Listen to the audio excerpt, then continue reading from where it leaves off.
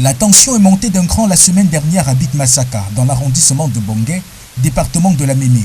En cause, une marche pacifique menée par un groupe de maires déterminés à exiger le départ des ressortissants d'une communauté spécifique installée dans la localité. À l'origine de cette crispation, un différend autour d'une tombe creusée, finalement laissé à l'abandon.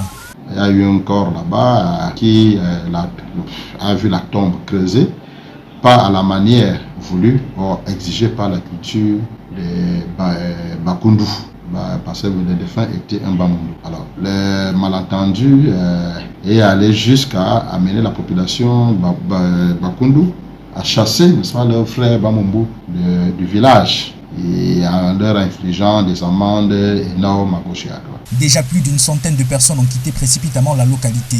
Alerté, le préfet du département de la Mémé a convoqué en urgence une réunion de crise pour éviter l'escalade.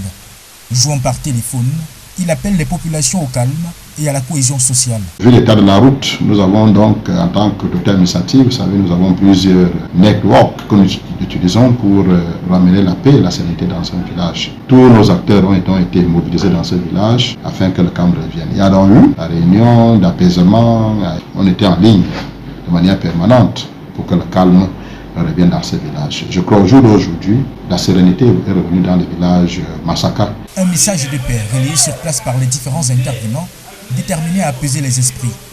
Dans la foulée, les autorités rappellent un principe fondamental.